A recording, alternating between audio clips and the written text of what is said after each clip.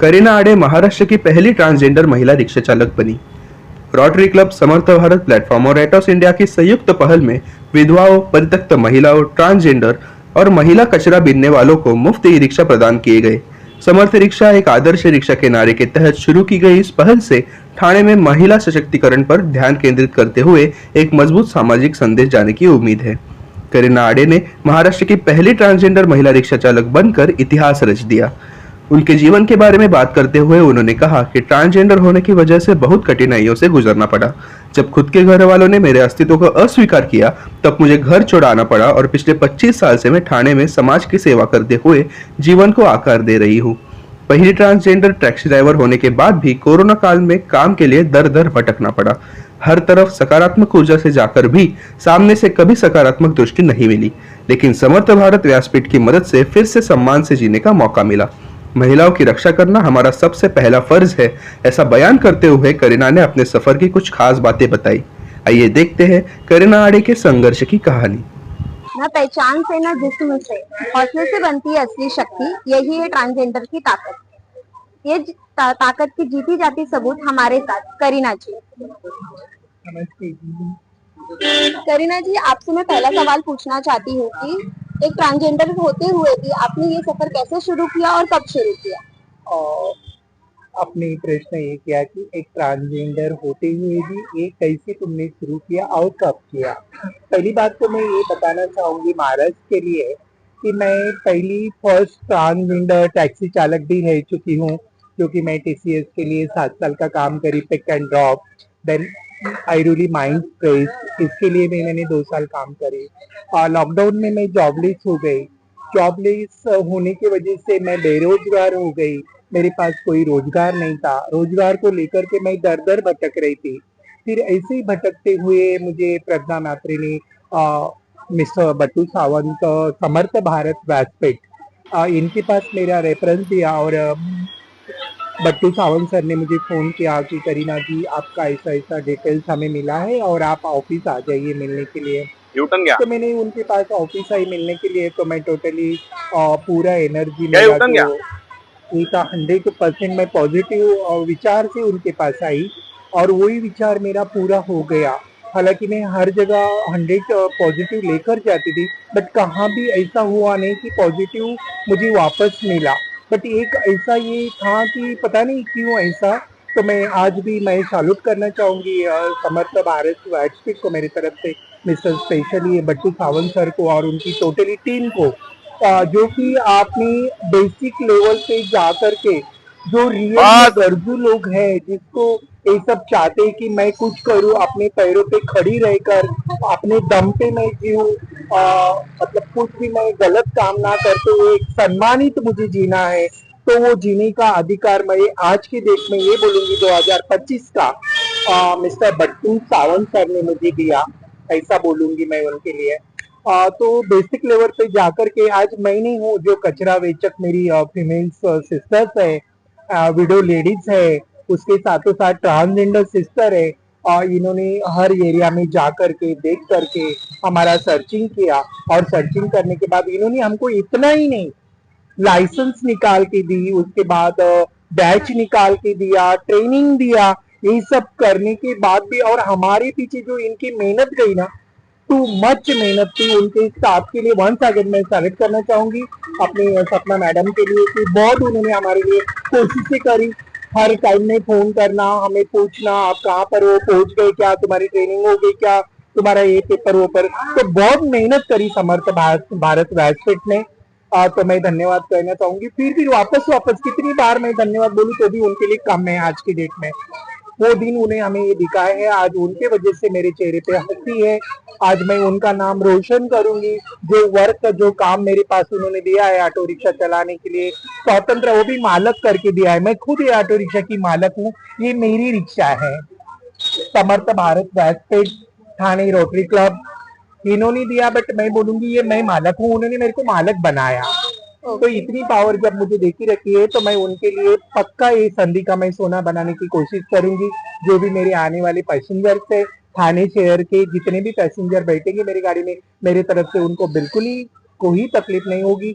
और I like female protection, जो मेरी महिलाएं बहन लोग है ये तो बिल्कुल 100% सुरक्षित रहेगी। और आज मैं जब रोड पे चलती हूँ तो सब लोग मुझे वाव करके बोलते हैं, कॉन्ग्रेचुलेशन बोलते हैं, आते हैं मेरे साथ फोटो निकालते हैं, वीडियोस बनाते हैं। तो अच्छा लग रहा है ये सब करके। मैम आपका बचपना कैसे गया और आपकी फैमिली ने आपको कैसे सपोर्ट किया और आपकी पढ़ाई कैसी शुरू मतलब कहाँ तक आपने की है? मेरा बचपना यही गया कि मैं जब बॉर्न हुई फर्स्ट स्टैंडर्ड से लेकर फोर्थ स्टैंडर्ड तक मेरे गांव में रहना हुआ। उसके बाद 5 क्लास से लेकर के 10 तक मैं हॉस्टल में मुझे डाला गया। तभी तो मैं बच्ची थी तो तभी मेरा पता नहीं चला कि मैं क्या हूँ, मेरे आइडेंटिटी मेरे को खुद को ही नहीं पता था। बस जब जैसे जैसे मैं मेरा ग्रोथ बढ़ते गया, जैसे जैसे मैं बड़े होती गई, वैसे लोगों को सोसाइटी को पता चलने लगे कि ये ऐसा चलता है क्यों, ऐसा बोलता है क्यों। फिर बाद में उसके बाद कमेंट्स आने लगी इधर उधर से। लड़के लोग ज्यादातर कमेंट करना, ये वो शब्द आपको पता ही रहेगा, मैं नहीं बोलना चाहूंगी मेरे मुंह से कि जो कमेंट्स आते थे ऐसे 17 शब्द है कि वो कमेंट्स हमने सुनी है। और उसके बाद कुछ ऐसा घर में हुआ कि भाई को डिस्टर्बेंस होने लगा हमको लेकर के। फिर भाई ने 1 2 3 बार कुछ हमको मारपीट करी। फिर बाद में मैंने फांसी लेने की भी कोशिश करी, फांसी ले भी ली कि भाई के लिए, खास भाई को ये हम नहीं चाहिए था कि आप नहीं रह सकते हो करके। तो भाई ने मम्मा के पास सवाल भी रखा था कि ये चाहिए या मैं चाहिए। तो माँ के पास तो ऐसा है कि उसके लिए मैं भी उतनी हूँ और वो भी उतना ही है। माँ के पास उनका सवाल का जवाब नहीं मिला तो उन्होंने, मैं उनका कपड़ा पहनती थी सेकंड कपड़ा, तो उन्होंने टोटली कपड़े को जला दिया, आग लगा दिया। उसके बाद शाम को मम्मा ने कुछ भी बोला नहीं तो उन्होंने घर को आग लगाने की कोशिश करी, आग लगा दी। फिर भी वो गप नहीं बैठे, चुप नहीं बैठे। तो फिर मैंने सोची कि चलो अपनी ये दुनिया होने के बाद भी आज मुझे यहाँ पर जीने के लिए नहीं मिल रहा, तो मैं बोली अपना किधर तो रास्ता निकाले अलग से। तो मैं मुंबई के लिए निकल पड़ी। और मुंबई में आकर के आज मैं मुंबई की थाना शहर की स्पेशली 25 साल की रहवासी हूँ यहाँ की। और मुंबई थाने मुलुंड में मैंने 7 8 साल निकाली। और जो भी कर रही हूँ सब कुछ अच्छा अच्छा कर रही हूँ। मैं तो आप लोगों के लिए ट्रांसजेंडर हूँ but I am a special. मेरे में कौन सा भी ऐसा कम नहीं है कि जो आप करते हो वो मैं नहीं करती हूँ। आज मैं 3 लड़की की माँ हूँ, 2 लोगों को मैंने कन्यादान कर चुकी हूँ। एक लड़की आज बीएससी नर्सिंग करके एसएनडीटी कॉलेज से हिंदुजा हॉस्पिटल में सेवा कर रही है, जो कि मैं उसको डॉक्टर बनाना चाहती थी बट डॉक्टर का नहीं हुआ मेरे से। फाइनेंशियली प्रॉब्लम था बट उनको ना सेवा नहीं, उन्होंने बोला कि तुमको सेवा ही करना चाहिए तो मैं बीएससी नर्सिंग करूंगी करके। तो आज वो हिंदुजा हॉस्पिटल में लाइव काम कर रही है। तो सब कुछ अच्छा अच्छा। 2022 का इलेक्शन मैंने चुनाव लड़वाई, जब गांव में जाके लॉकडाउन में बैठी, गांव का स्थिति देखी, देखा नहीं गया, लोगों को मेरे में क्या दिखा पता नहीं है कि जैसे भगवान के जैसे आप दिख रहे हो, आप ही ये सब कुछ कर सकते हो। और इसके आगे जो भी भविष्य हम देखेंगे आपके लिए देखेंगे। तो ऐसा तो मैंने 2022 का चुनाव भी लड़वाई मेरे गाँव से सरपंच का।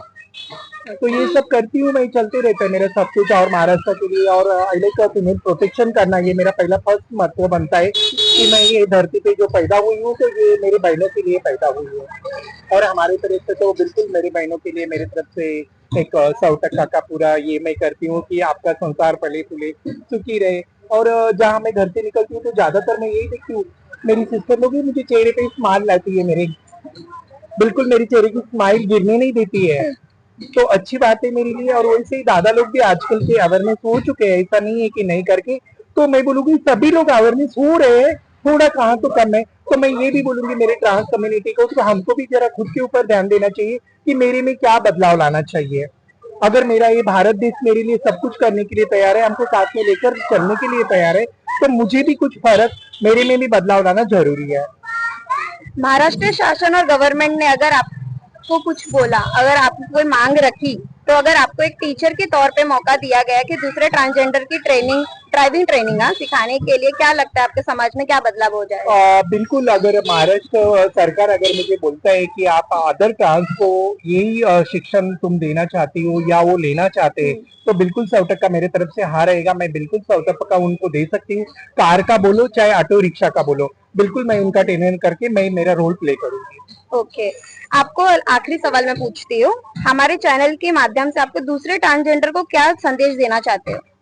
एक्चुअल में मेरे ट्रांस सिस्टर को अगर मैं संदेश देना चाहूंगी तो मैं ये बोलूंगी कि पहला बात तो आपने में खुद में बर्ताव, जो अपना रहने का ये है व्यवहार, ये सब चेंज करना चाहिए। अगर हम चेंज करते तो लोग तो आज 99% हमसे प्यार कर रहे हैं, हमको साथ में लेकर के चलने की कोशिश कर रहे हैं। थोड़ा सा दुरावा है तो वो भी हम खुद चेंज होते तो वो भी दुरावा दूर निकल जाएगा। एक और क्वेश्चन पूछना चाहती हूँ, मुझे अच्छा लग रहा है जी। एक्चुअली आपका कौन सा ऐसा ख्वाहिश है जो अभी तक पूरा नहीं हुआ है? यस मैम, बहुत बड़ा आपने सवाल किया। जैसे कि मेरी ख्वाहिश एक थी कि जैसा मैं कार चलाती थी, पहला एक कार था, तो उसके बाद मुझे ऐसा सपना था कि Kareena tours and travels, okay कि एक छोटा सा मेरा ऑफिस हो कहाँ पर, और वो ऑफिस के सामने 2 गाड़ियां खड़ी है और मैं उसको लीड कर रही हूँ।